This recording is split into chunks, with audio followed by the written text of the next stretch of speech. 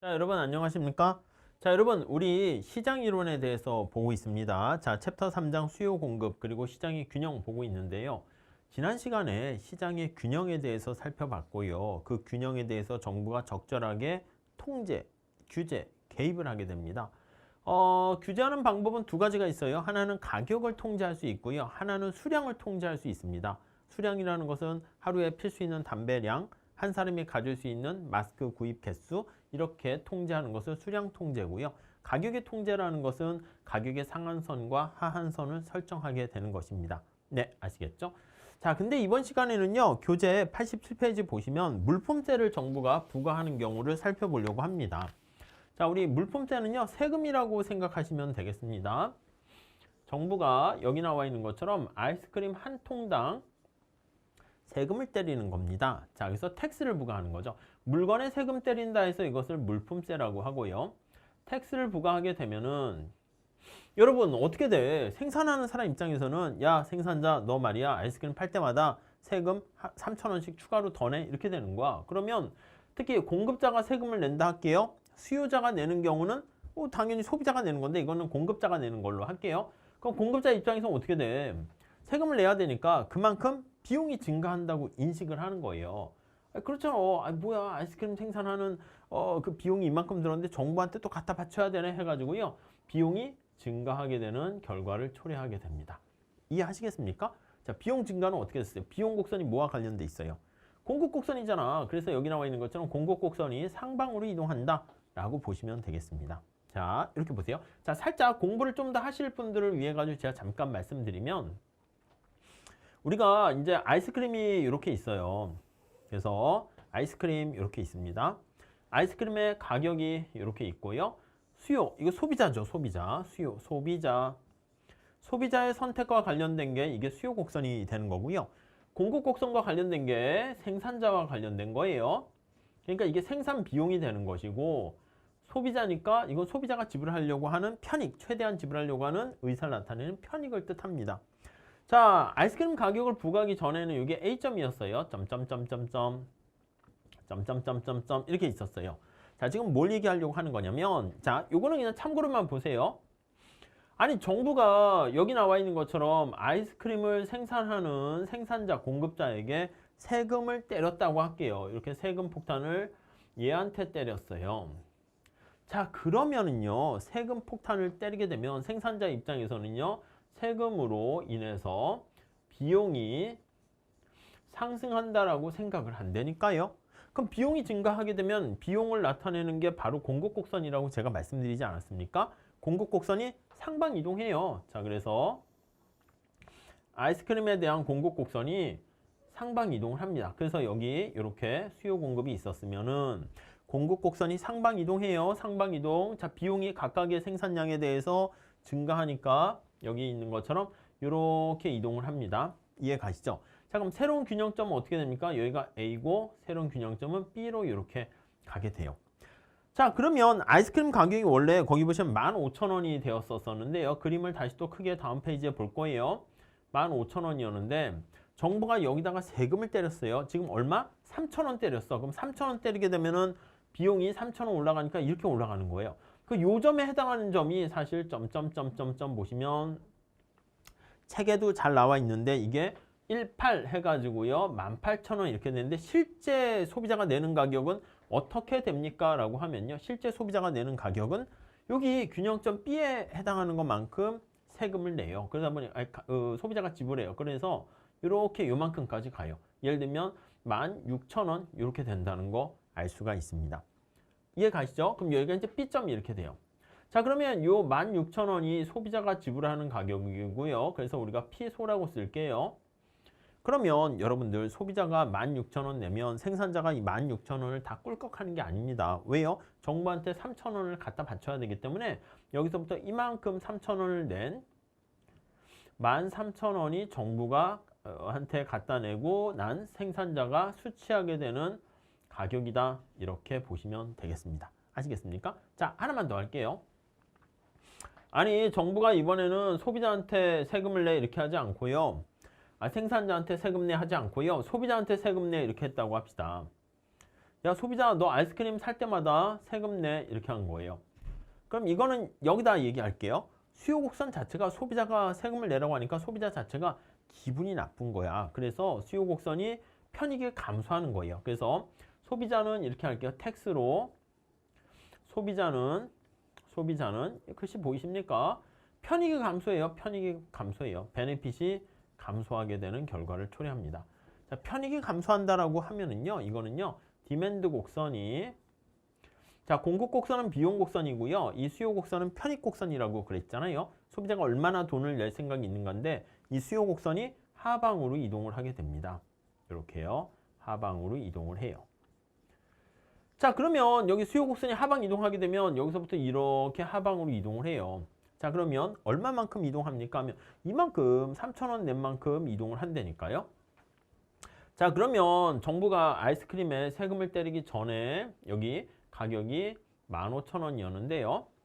여기 나와 있는 것처럼 소비자가 당연히 여기 나와 있는 것처럼 이만큼이 3만큼 내려 여기까지 갔을 때가 12,000원인데 12,000원으로 이렇게 사람들이 이렇게 해가지고 가격이 하락하는 게 아니라 소비자가 내는 가격은 여기가 되는 거야, 여기. 왜요?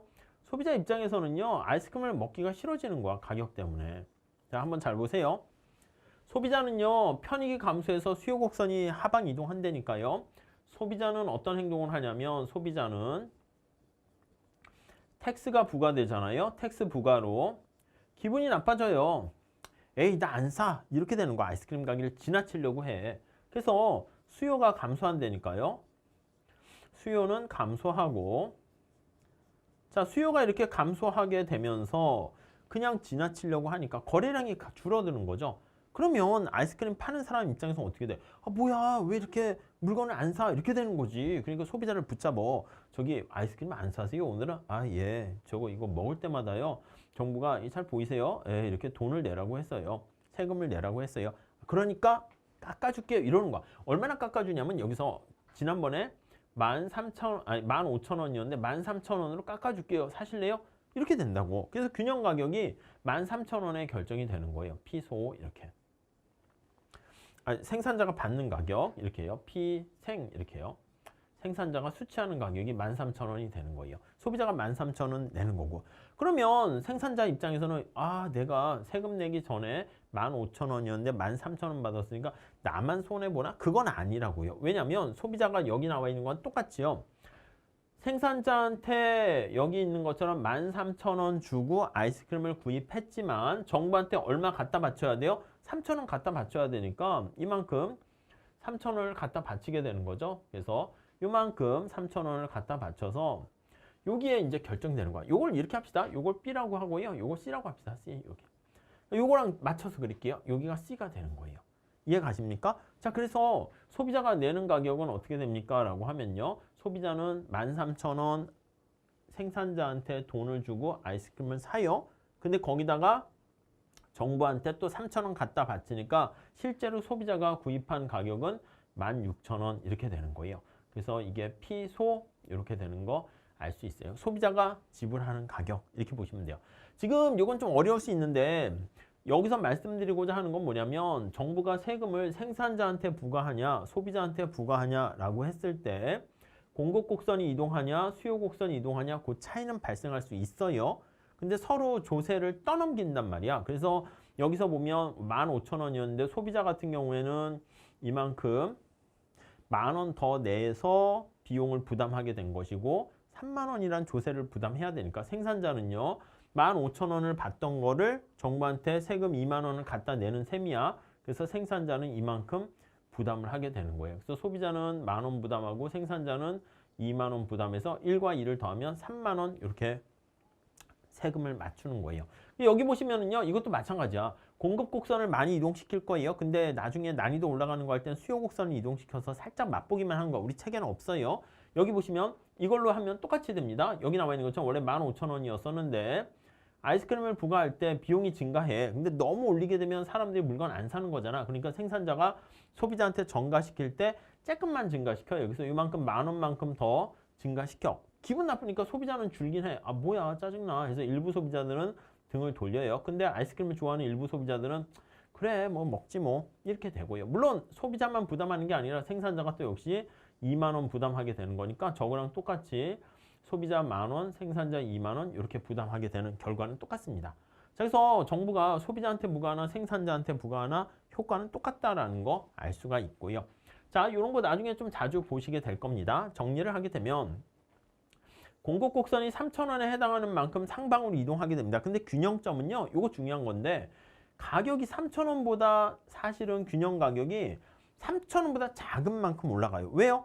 일정 부분은 생산자도 감내하기 때문에 그런 거예요. 무슨 말씀인지 아시겠어요? 자, 그래서 여기 설명이 쫙 나와 있는데 여기 수직선인 경우 나와 있는데 여기를 보면서 한번 해볼게요. 여러분, 요거랑 같이 한번 비교해 보세요. 만약에 한번 생각해 봅시다. 공급 곡선이요. 만약에 여기 나와 있는 것좀 공급 곡선이 한번 잘 봐보실까요? 수직인 경우에는 어떻게 될까요? 그건 좀 어려운가요? 그러면 공급 곡선 말고 수요 곡선이 수평인 경우 어떻게 될까요? 한번 볼까요? 우리 이 앞에 요거 한번 볼 거예요. 수요 곡선이 수직선인 경우랑 수요 곡선이 수평인 경우랑 나눠서 한번 봐볼게요. 아셨죠? 자, 다시 한번요. 자, 여기다가 우리가 이제 해도 되는데 그림이 좀 복잡하니까 여기다 했다가 다시 한번 와보도록 할게요. 자, 한번 그림을 그려봅니다. 텍스를 부과했다라고 합시다. 두 개 어차피 그릴 거니까 두 개 이렇게 세팅해 놓을게요. 자, 만약에 공급 곡선이 상방 이동했어요. 우리 생산자한테 부담하는 걸로 할게요. 생산자한테 텍스를 부과하는 걸로 할게요. 공급 곡선이 이렇게 상방 이동합니다. 자, 그런데 지금 뭐냐면 수요 곡선이 하나는 수평 이렇게 있다 할게요. 수평 이렇게 이게 수요 곡선이야. 하나는 수직 이렇게 있다 할게요. 수직 이렇게. 자, 그럼 ABC를 찾으셔야 돼요. ABC. 자, 그러면 조세 부과 전에 균형점을 A 이렇게 보시면 되겠죠. 여기가 A. 조세 부과 후에 B가 소비자가 내는 가격이고요. C는 생산자가 수취하는 가격이에요. 자, 그러면 이게 15,000원이었는데 조세 부과 전에는 소비자가 내는 가격은 어떻게 돼요? 소비자가 내는 가격은 그냥 15,000원 그대로야. 하나도 소비자는 가격 인상을 부담하지 않았습니다. 자, 3,000원의 세금을 때리게 되면 여기 나와 있는 것처럼 생산자가 수취하는 가격은 얼마입니까 하면 이게 3,000원이면 당연히 얘가 뭐 그쵸 3,000원 내니까 12,000원 이렇게 되는 것을 알 수가 있을 거예요. 무슨 말씀인지 아시겠어요? 자, 그래서 여기서 얻어낼 수 있는 것은 디맨드 곡선이 수요 곡선이 수평인 경우 자, 이렇게 되면은 정부가 세금을 때렸어요. 정부가 세금을 때렸을 때 소비자는 어떻게 됩니까? 이전에 15,000원 내던 걸 그냥 계속 15,000원 내니까 이게 수평인 경우에는 소비자는 조세를 하나도 부담하지 않습니까? 않아요. 텍스를 부담하지 않음. 이렇게요. 부담이 없어 라는 것을 알 수가 있어요. 이렇게요. 무슨 말씀인지 아시겠죠? 누가 힘이 센가에 따라 달라지는 거. 아니, 여러분 생각해봐. 제가 만약에 아이유랑 같이 밥을 먹는다 해볼게요. 그러면 어떻게 된다고요? 밥값 누가 내요? 제가 내요. 그러면 커피는 아이유가 내겠대. 그래도 제가 내겠죠. 제가 나서고 잠깐만요. 제가 낼게요. 만나줘서 반갑습니다. 감사합니다. 이렇게 되겠죠. 만약에 어떤 여자분이 BTS 되게 팬클럽인데 BTS랑 같이 식사를 하게 됐어. 그러면 밥값 누가 내요? BTS가 돈을 잘 벌겠지만 그 여자분이 낼 수 있어. 제가 낼게요. 이렇게. 또 커피도 여자가 낼 수 있어요. 그러니까 이게 서로 네가 내서 싸우는 게 아니라 이 바게닝 파워에 따라서 자발적으로 자기가 부담하겠어요. 이렇게 되는 거야. 자, 소비자 입장에서는 이 탄력성과 관련돼 있어요. 수요 곡선이 수평이면 요거는 좀 어려워요. 어려울 수는 있어요. 자, 소비자 입장에서는요. 이게 수요 곡선이 수평인 경우 요거 해석해 보세요. 뜻이 뭐예요? 가격이 조금만 변해도 소비량이 늘었다 줄었다 그게 되게 심각한 거, 크다는 거예요. 그래서 이게 수평인 경우는 바로 뭐냐면 소비자는 다른 뭐보다 제일 중요한 게 가격에 엄청나게 민감한 거야. 엄청나게 민감해. 이거를 이제 우리가 멋있게 표현하는 걸 뭐라고 했습니까? 탄력성 가지고 표현했습니다. 가격 탄력성이 엄청 큰 거야. 탄력성이 커요. 이해 가시죠? 무한대가 되는 거야. 그러니까 아이스크림 가격을 10원이라도 올리면 소비자들은 아이스크림 안 먹어. 이렇게 되는 거야. 그럼 생산자들이 어떻게 해? 그러면은 그냥 소비자님께서는 부담하지 마시고 저희가 다 부담하겠습니다. 이렇게 되는 거야. 그래서 생산자가 전부 다 부담하게 되는 거야. 3만 원이라는 텍스를. 무슨 말씀인지 아시겠습니까? 자, 이렇게 되면 어떻게 돼요? 수직이면. 디맨드 곡선이 수직이면 어떻게 돼요? 자, 디맨드 곡선이 수직이다라고 하면요. 자, 의미를 한번 파악해 보세요. 가격이 오르락 내리락 해도요. 이 사람은 무조건 하루에 아이스크림을 3개 먹어야 되는 사람이라고 생각해 볼게요. 그럼 가격이 비싸든 싸든 무조건 3개는 먹어야 돼. 이런 사람이야. 중독 걸린 거 아니겠습니까? 마약 중독 생각해봐. 마약은 뭐 처음에 이렇게 진입할 때 공짜로 주긴 하는데 그걸 뭐 그렇다는 게 아니에요. 예를 들면 그러다가 이제 발을 들이게 되면 그 다음에 마약 주세요. 그럼 10만 원, 100만 원, 1000만 원 마약 주세요. 1억이요. 그래도 그 사람은 집을 팔아서라도 마약을 구입을 해야 된다고요. 그만큼 중독성이 심한 거예요. 그러니까 이거는 가격이 비싸건 싸건 무조건 3개를 소비해야 되는 거니까 디맨드 곡선이 수직인 경우는 수직이면 자, 소비자예요. 소비자. 수요에 좀 이제 익숙하니까 요거 그대로 가져올게요. 가격 탄력성은 어떻게 됩니까? 가격의 민감성이에요. 아이 빵이야 빵. 그래서 가격 탄력성이 빵 이렇게 됩니다. 가격의 민감성이 빵이니까 가격이 비싸든 싸든 난 무조건 3개는 먹어야 돼. 이렇게 된다고요. 그러니까 원래 균형점이 여기가 A라고 할게요. 아이스크림 가격이 이렇게 15,000원 이렇게 있었는데 균형점이.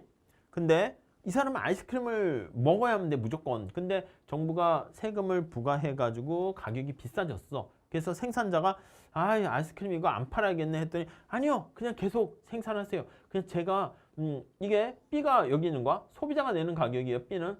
제가 다 부담할게요. 세금은. 그래요? 그럼 생산자가 어떻게 돼? 여기서 이렇게 있고 요 새로운 균형점에서 밑으로 내는 게 C점이잖아. 새로운 B에서 밑으로 내는 게 C점이니까 C가 여기에요. 한번 잘 생각해 보세요. 생산자가 내는 가격은 그대로 받는 가격은 15,000원 똑같고요. 정부가 세금 내세요. 그 세금 3,000원을 누가 다 낸다? 소비자가 다 내는 거야. 무슨 말씀인지 아시겠어요? 그래서 소비자는 18,000원에 아이스크림을 구입하게 되고 거기서 3,000원은 정부한테 갖다 주고 그리고 생산자는 이전에 받던 가격 15,000원 그대로 받게 되고요. 이게 두 개가 극단적인 경우를 나타내는데 이게 탄력성하고 관련이 있어요. 좀 이해를 좀 하셔야 되는데 이거는 차차 뒤에 많이 비슷한 게 나올 겁니다. 자, 우리가 수직인 경우랑 수평인 경우를 얘기했습니다. 수직인 경우는 소비자가 완전히 힘없는 거고요. 수요 곡선이 수평인 경우는 소비자가 가격의 탄력성이 무한되니까 완전히 힘센 거예요. 그건 너무 극단적이기 때문에 지금 여기다 적용하면 이렇게 된 거지.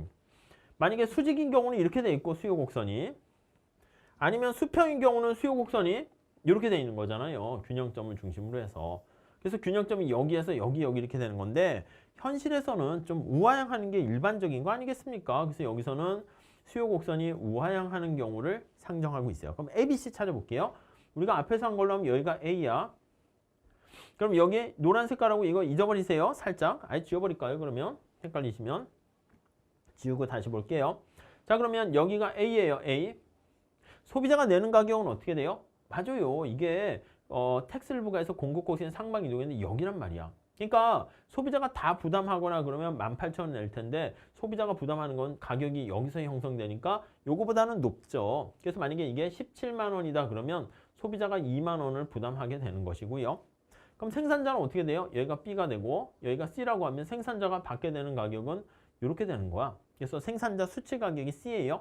그럼 3만 원은 3,000원은 유지해야 되는 것이기 때문에 여기 17에서 3,000 빼면 14 이렇게 되면 요 차이만큼은 생산자가 부담한다 라고 보시면 되겠어요. 자, 그래서 머릿속으로 한번 생각해 보세요. 이게 이렇게 해서 수직이 돼버리면은 자, 상상 한번 해보세요. 얘가 이렇게 수직이 된다라고 하면은 B가 어떻게 가요? B가 이쪽으로 가는 거예요. B가 이렇게 가고 C가 일리 가요. C가 이렇게 가게 되는 거 알 수 있어요. 그러면 생산자가 디맨드 곡선이 수직이면 자, 이거 탄력성으로 이해하셔야 됩니다. 수요의 가격 탄력성이 빵이잖아요. 우리 탄력성 봤어요. 그렇게 되니까 소비자가 부담하는 가격 이게 전부 다 세금까지 포함한 18만 원, 아니 18,000원 되고요. 생산자가 수취하는 가격은 조세부가 전하고 똑같게 된다라는 거 알 수가 있습니다. 그래서 요거 87페이지에 나와 있는 건데 세금을 부과했을 때 세금 부과한 만큼 18,000원으로 올라갈까? 그건 아니고 이겁니다. 마지막 단락 한번 볼게요. 가격이 세금 3,000원 부과하게 되면 얼마만큼 올라갈까인데요. 세금만큼 3,000원만큼 올라갔을까? 그건 아니다. 이게 나와 있습니다. 왜요? 일부는 생산자한테 떠넘기게 된 거예요. 요만큼의 차이가 요만큼의 색깔 바꿀까요? 자, 여기 나와 있는 것처럼 요만큼의 차이가 요만큼의 차이랑 똑같은 거야. 무슨 말씀인지 이해되시죠? 여기서 그거 정도 한번 체크해 보시면 되겠습니다. 자, 그 다음에 우리 88페이지로 가보시면요. 두 번째 단락, 세 번째 단락이 바로 그거예요. 수요 곡선이 수평인 경우랑 수직인 경우 어떻게 되는가? 아까 그림 그렸는데 그 정도 한번 체크해 보시면 될 것 같고요. 그 다음에 이제 우리가 보려고 하는 게 독점적 공급자가 있어. 그래서 독점이라는 건 뭐야? 공급자가 생산 공급하는 애가 딱 한 명 있는 거야. 그러니까 자신의 이윤, 독점이라는 건 모노예요. 모노. 기업의 수가 하나 있는 거예요. 모노폴리 해가지고 기업의 수가 시장에 한 개 존재하는 거야. 다른 경쟁자가 없는 거야. 그럼 자신의 이윤을 극대화하기 위해서 일부러 공급량을 제한하는 그런 조치를 취할 때가 있어요. 근데 그랬을 때 그 효과는요. 단기에는 가격을 올리면서 막 효과가 큰데 단기에는 우리 탄력성이 작기 때문에 그래요. 그래서 비탄력적이라고 보시면 돼요. 탄력성이 작아서 비탄력적인 상황인데 장기에는 탄력성이 큽니다. 그래서 가격이 다시 안정화로 가게 된다라는 걸 알 수 있어요. 그게 바로 우리가 탄력성이 장기에는 커지기 때문인데 이걸 그래프로 한번 나타내서 한번 보도록 할게요. 여기 보세요. 자, 수요 곡선이 이렇게 있고요. 공급 곡선이 있어. 그래서 우리가 지금 살펴보는 게 일부러 공급 독점자가 어떻게 했습니까? 하면 공급량을 줄이는 거예요. 생산량을 감축을 해요. 감축했다는 게 바로 뭐라고요? 감축으로 공급 곡선이 좌측 이동하는 겁니다. 공급 곡선이 좌측으로 이동을 했어요. 그래서 왼쪽에도 좌측으로 이동했고요. 오른쪽에도 좌측 이동했어요. 이동한 크기는 사실 똑같습니다. 그래서 이렇게 좌측 이동한 거예요. 근데 수요 곡선이 차이가 나. 아니면 이 수요 곡선을 여기다 그냥 같이 한꺼번에 그려도 더 될 것 같은데 좀 처음에는 이해하기 힘들어서 같이 안 한 것 같아요. 그래서 만약에 이렇게 완만하게 한번 그려볼게요. 완만하게. 수요 곡선이 만만하게 이렇게 그려 있습니다. 자, 그러면 어떻게 돼요? 장기에는 우리가 공급 곡선과 수요 곡선 마찬가지인데 단기에는 수요가 비탄력적이어서 여기 나와 이게 단기야, 단기. 수요 곡선이 가파른 경우인데 이거는 단기에 해당하는 거예요. 그럼 단기에는 공급 곡선이 공급을 일부러 줄이게 되면 여기 나와 있는 것처럼 여기 원래 균형점에다가 새로운 균형점이 어떻게 갔습니까? 여기 있다가 가격이 여기까지 올라가요. P'까지 이해 가시죠? 그리고 거래량은 이제 조금 줄어들어요. 그래서 비탄력적으로 대응하니까 아 뭐야 이렇게 해가지고요. 조금 줄어들어.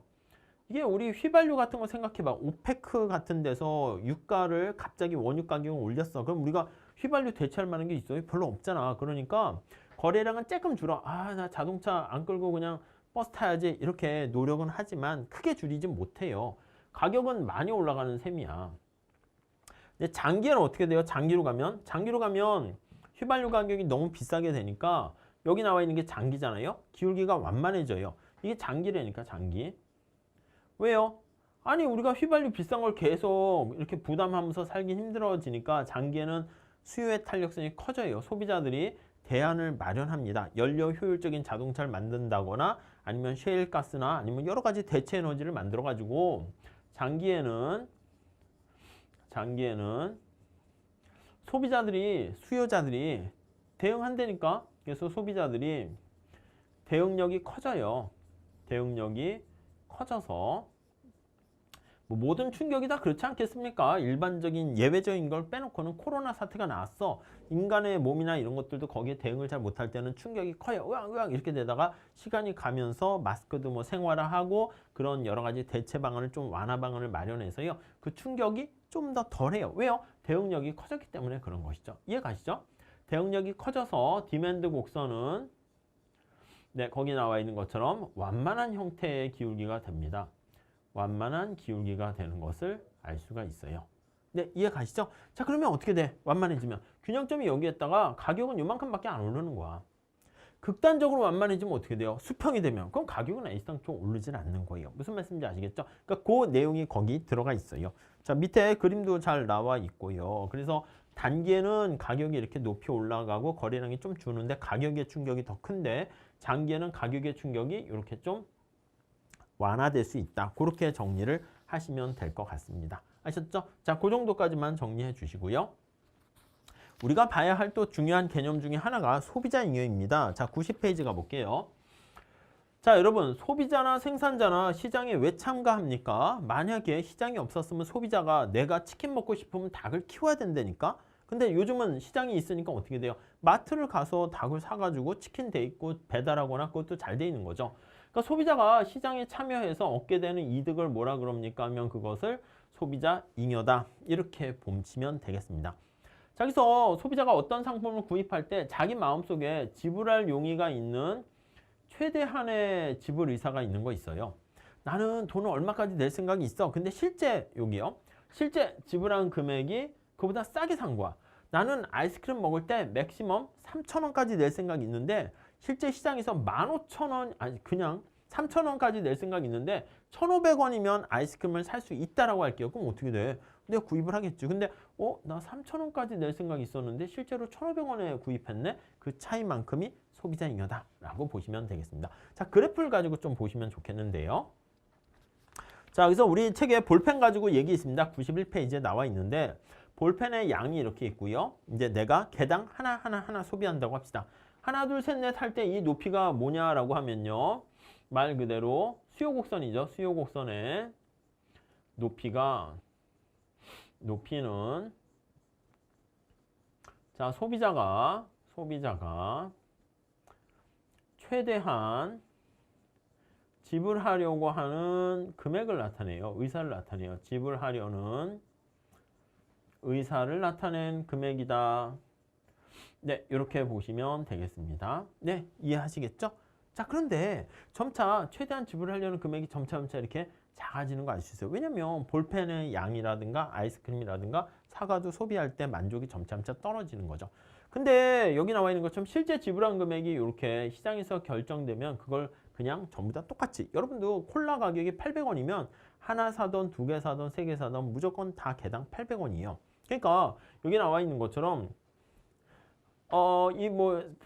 여기 나와 있는 이거 하나 살 때 이거 800원, 두 개 살 때 이거, 세 개 살 때 이거 이렇게 되니까 이걸 다 더하면 실제 지불한 금액은 이렇게 연두 색깔로 칠한 요 면적이라는 거 알 수가 있을 거예요. 자, 그러니까 소비자가 지불하려는 금액은 최대한의 금액은 여기 나와 있는 것처럼 노란 색깔 전체가 될 텐데 실제 지불한 금액은 어떻게 됩니까? 여기 연두 색깔에 나와 있는 이 면적이 실제 지불한 금액이 되겠습니다.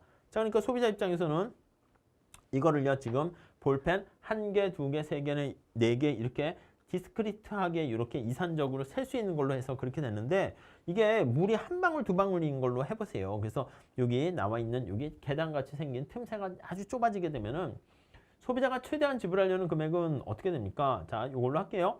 여기 나와 있는 것처럼 이만큼을 최대한 지불하려고 하는 willingness to pay가 되는 거야. 근데 실제 지불한 금액은 볼펜 구입을 위해 실제 지불한 금액은 파란 색깔 면적이기 때문에 노란 색깔 면적이 바로 소비자 잉여다. 이렇게 보시면 되겠습니다. 아시겠죠? 뭐 내용은 어렵지는 않습니다. 자, 그래서요 91페이지에 거기 보시면 중간에 나와 있습니다. 볼펜을 10개까지 구입한다라고 했을 때 그때 거기 나와 있는 지불할 용의가 있는 총 금액에서 실제 지불한 금액 총 금액은 이 노란 색깔이에요. 근데 실제 지불한 금액이 연두 색깔이니까 그 차이만큼이 소비자 잉여다. 이렇게 보시면 되겠습니다. 자, 그렇게 잘 봐주시고요. 마찬가지입니다. 생산자도 시장에 우리가 참가를 하게 돼요. 생산자도 시장에 참가해서 물건을 생산 공급하는 거죠. 아니, 백종원 선생이 스파게티를 좋아가지고 스파게티를 만들었어. 자기가 먹을 것만 만들려고 하다 보니까 단가가 안 맞아가지고 이제 양을 좀 많이 해서 대량으로 구입을 해야 가격이 원료가 싸잖아요. 그래서 대량 구입해가지고 10개를 만든 거야. 그래서 백종원 선생님 자기가 3개를 먹었는데 7개가 남았네요. 이렇게 해가지고 이거 어떻게 하지? 이 고민이 빠진 거야. 그냥 마트에 갔더니 그걸 원하는 사람이 있는 거야. 내다 파는 거죠. 그래서 생산자는 이렇게 스파게티 생산자는 스파게티를 생산할 때 저보다 훨씬 더 저렴한 비용으로 맛있게 생산할 수 있는 사람이 생산 공급한다고요. 근데 공급할 때 마음속에 생각을 하겠지. 내가 최소한 얼마까지는 받아야겠다 이렇게 생각한다고요. 그래서 여기 나와 있어요. 최소한 얼마는 받아야겠다. 그렇지 않습니까? 여러분 중고차 시장에 여러분들이 중고차를 만약에 내놓는다라고 하면 나 최소한 이거 아니면 여러분들이 쓰던 책이 있을 거 아니야. 알라딘이나 이런 데다가 중고 서적에다가 줄 때 나 최소한 이 정도는 받아야겠는데 뭐 한 500원, 한 1000원은 받아야겠다 생각했는데 거기 중고 거기에서 200원에 준대. 뭐야 그러니 그냥 옆집 사람 그냥 공짜로 주겠다 이런 생각을 할 수 있어요. 그래서 최소한 받고자 하는 금액이 있을 텐데요. 실제로 받은 금액이 그거보다 더 큰 거야. 나는 1,000원만 받아도 오케이 할 텐데 그 중고차 시장이나 아니면 중고 그 서점에서 거기서 나는 1,000원만 받아도 되는데 1,500원 준대. 그럼 솔직히 막 얘기합니까? 저는 1,000원만 받아도 되거든요. 그렇지 않지. 그냥 너무 싸게 내는 것 같은데 이렇게 하지만 실제 속마음은 웃고 있겠죠. 무슨 말씀인지 아시겠죠? 그렇기 때문에 여기 나와 있는 것처럼 자기가 실제 받은 금액과 최소한 받고자 하는 금액이요. 그 차이가 바로 생산자 잉여다. 이렇게 보시면 돼요. 그래프를 가지고 한번 보도록 하겠습니다. 자, 이게 여기 노란 색깔 나와 있는 면적이 뭐예요? 맞아요. 우리 공급 곡선이라는 게 뭐예요? 코스트를 뜻하는 곡선이에요. 비용을 뜻하는 그런 곡선이다 보시면 돼요. 그러니까 이게 여기 나와 있는 노란 색깔이 최소한 받고자 하는 총 금액이에요.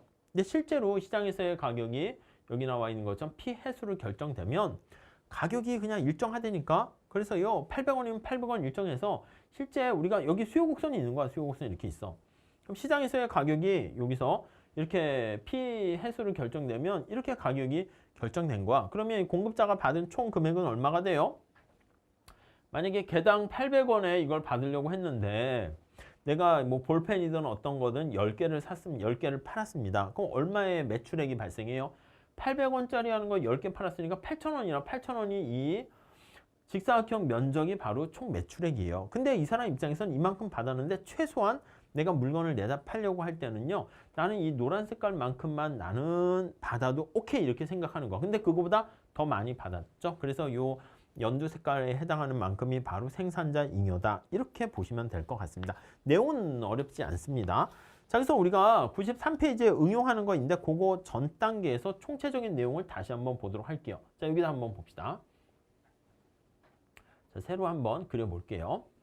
자, 그래서 우리가 이렇게 생각하시면 되겠어요. 뭐 아이스크림 이렇게 있는데 아이스크림을 공급하려는 사람이 이렇게 있고요. 아이스크림을 사려는 사람이 수요 곡선이 이렇게 있습니다. 아이스크림의 가격 이렇게 있고요. 오케이, 이해되시죠? 자, 시장에서의 균형점이 여기서 형성이 됐어요. 점점점점점 이렇게 돼 있습니다. 자, 그래서 여기도 한번 연결할게요. 이렇게 있어요. 여기를 A라 그러고 여기를 B라 그러고 여기를 C라고 합시다. 자, 한번 생각을 해볼게요. 균형점이 여기서 결정됐어요. 균형 거래량, 균형 가격 이렇게 형성됐어요.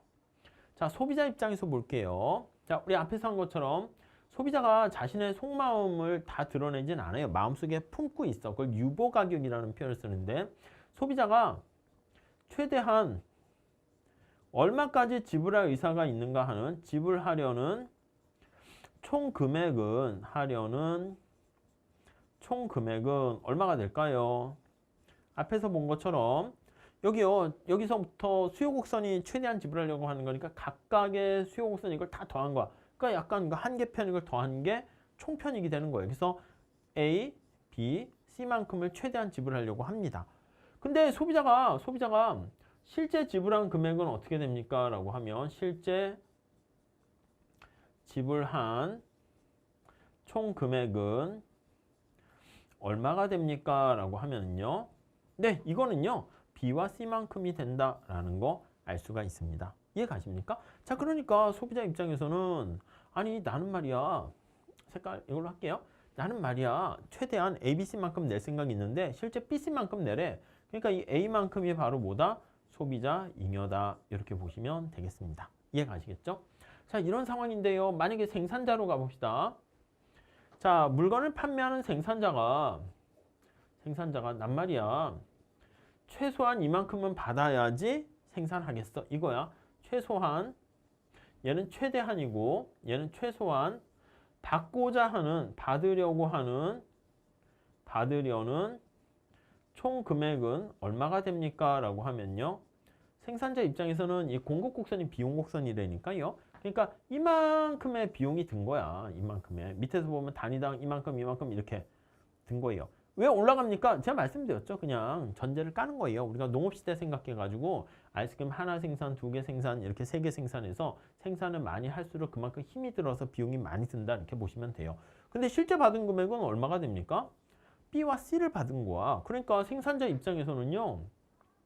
아니 난 말이야. C만 받아도 되는데 실제 받은 금액이 B와 C를 이렇게 받게 됐네.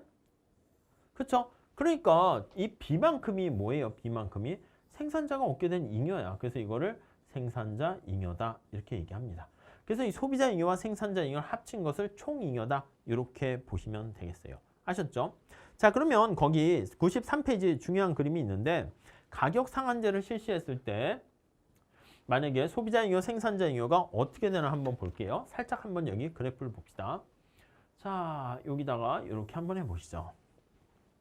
아이스크림이고요. 되셨죠? 자, 공급 곡선 우상향하고요. 수요 곡선 우하향합니다. 자, 이렇게 있는 상태에서 원래 균형점이 이렇게 있었어요. 자, 정부가요. 가격 상한선을 실시했어요. 가격 상한제를 한 거야. 야, 집값이 너무 높아 해가지고요. 균형 가격이 너무 높으니까 균형 가격보다 낮은 수준에서 가격을 통제했어요. 자, 이거 이상 올리지 못해 이렇게 하는 거예요. 이해하시겠죠? 자, 그러면 원래 거래량이 여기 있는 거 여기가 균형점인데 당연히 거래량이 이렇게 줄어든다 그랬어요. 점점점점점 해가지고 원래 10개를 아이스크림을 소비하던 집을 10개 살려고 했었는데 이게 가격을 낮게 하니까 공급자들이 공급량을 줄인다니까 아 뭐야 나 이거 안 팔어 하고 이렇게 사업을 접어요. 5개로 줄어들어. 물론 사겠다는 사람은 막 이렇게 늘어나. 근데 뭐 어떻게 물건이 5개밖에 없는데 사겠다는 의지만 있다고 됩니까? 안 되는 거죠. 그렇게 보시면 돼요.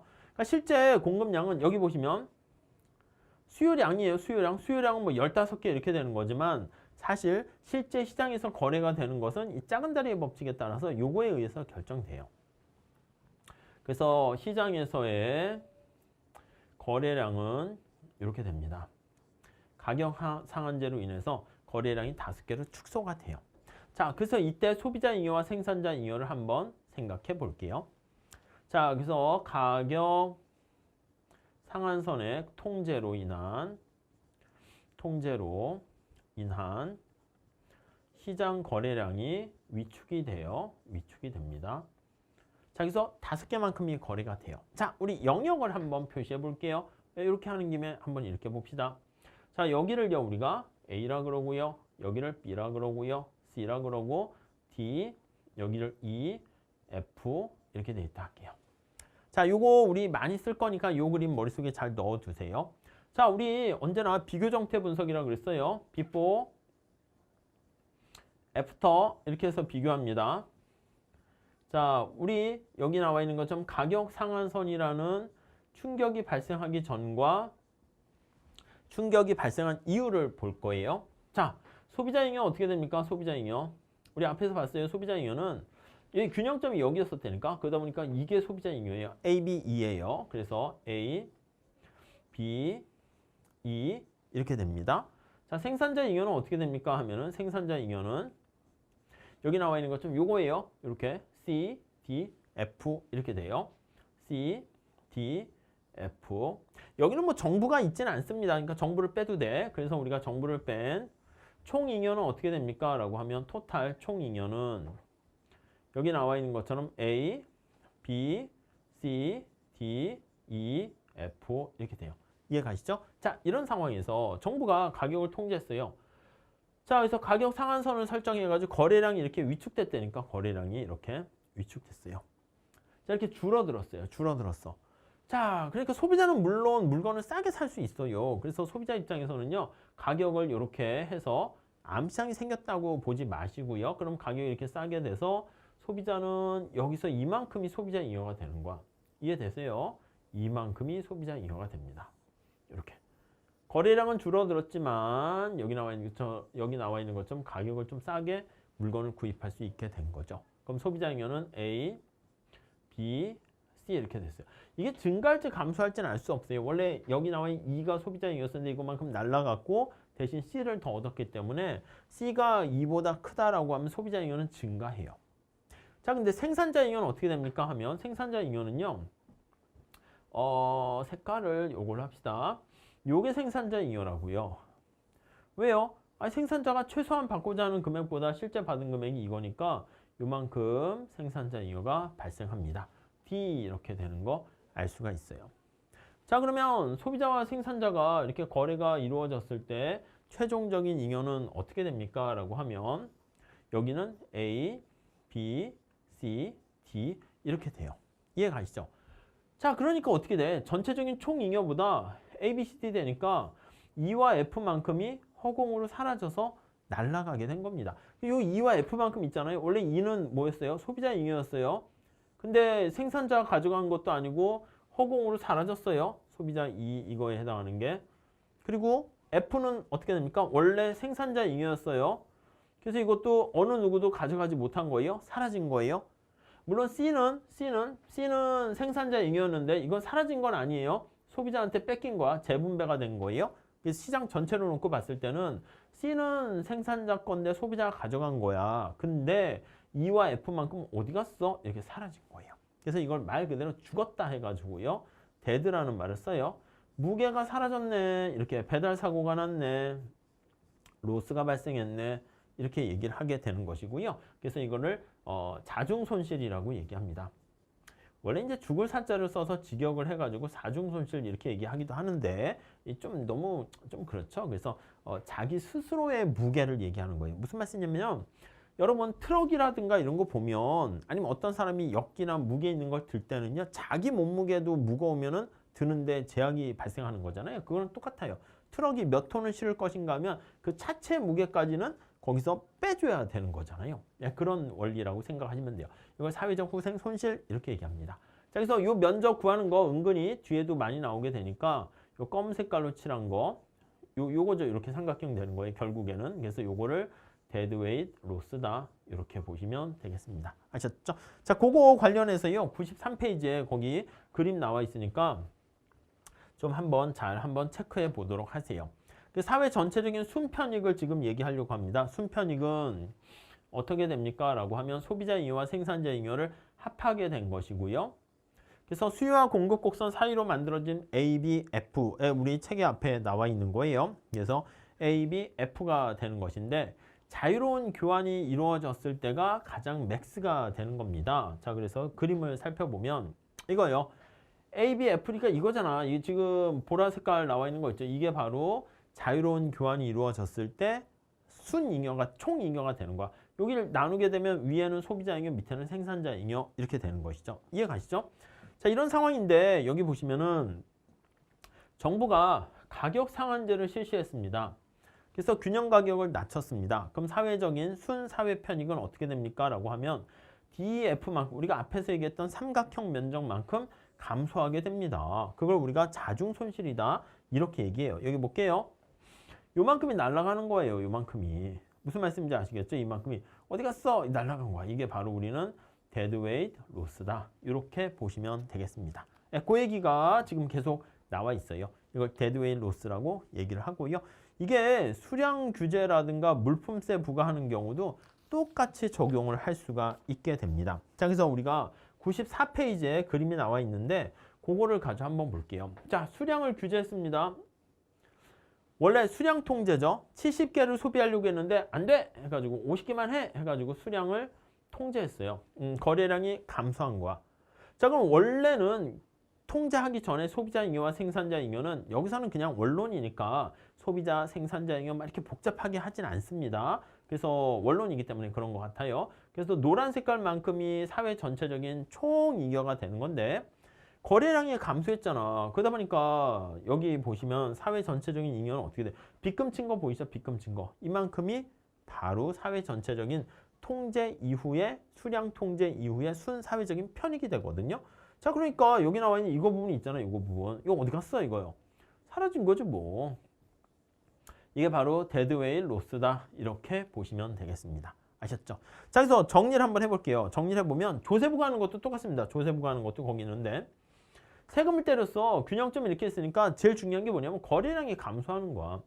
거래량이 감소해가지고요. 원래 조세부가 전에는 역시 파란 색깔만큼이 소비자 잉여, 생산자 잉여인데 거래량이 위축돼서 감소했습니다. 그래서 여기 나와 있는 것처럼 소비자 잉여와 생산자 잉여의 크기는 여기 나와 있는 것처럼 빗금 친 면적이 있잖아요. 이렇게 사다리꼴 면적만큼으로 줄어들어요. 자, 그래서 다시 똑같습니다.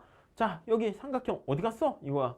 이게 사회적으로 이제 잃어버리게 된 데드웨이트 로스다. 이렇게 보시면 돼요. 결론은 똑같습니다. 자, 그래서 여기서 우리가 얘기하는 것은 시장에 자유롭게 그냥 소비자와 생산자가 거래할 수 있도록 놔두게 되면은 가능한 한 순 전체적인 사회적 잉여가 극대가 되는데요. 근데 정부가 개입을 했어요.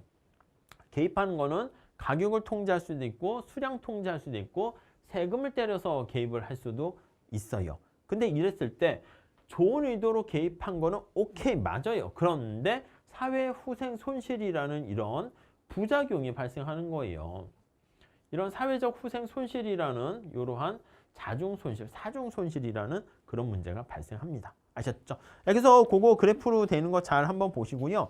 우리 책 뒤에 연습 문제가 괜찮은 게 좀 많이 있어요. 그래서 아마 기본 강의가 끝난 다음에는 뭐 연습 문제를 좀 풀어드리는 시간을 좀 갖도록 할까 생각 중이긴 합니다. 그렇게 되면은 좀 여러분들이 공부하시는데 더 이렇게 응용력이 더 생길 것 같긴 한데요. 그리고 95페이지에 알프레드 마샬이라는 그 차가운 머리와 따뜻한 가슴을 요구한 사람, 우리가 수요 공급 만들었고 미시경제학의 어떤 틀을 마련한 사람이거든요. 그러니까 그 유명한 학자이니까 한번 그것 좀 일대기 읽어봐 주셨으면 좋겠습니다. 우리가 알고 있는 거시경제학의 어떤 태도를 할 수 있는 존 메나드 케인즈라든가 아니면 피구, 로버트슨, 로빈슨 다 이러한 유명한 경제학자들이 다 제자예요. 뭐 어쩔 수 없지 뭐 영국의 경제학에 그때 거의 이 사람밖에 없었기 때문에 그런 것이죠. 아셨죠?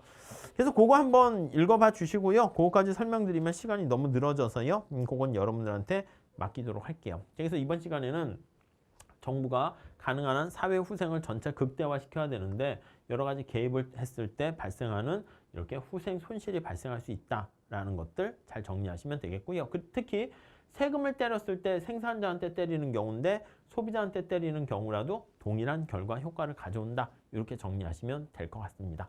자, 이렇게 한 다음에요. 우리 다음 시간에는 어떤 거 할 거냐면 드디어 이제 파트를 바꿔가지고 주인공이 소비자의 어떤 행동에 대해서 우리가 살펴볼 거예요. 그래서 소비자의 행동은 어떻게 했을 때 합리적인 선택을 하는가 그런 거에 대해서 다뤄보도록 하겠습니다. 다음 시간에 이어서 같이 공부해 보도록 하겠습니다. 감사합니다.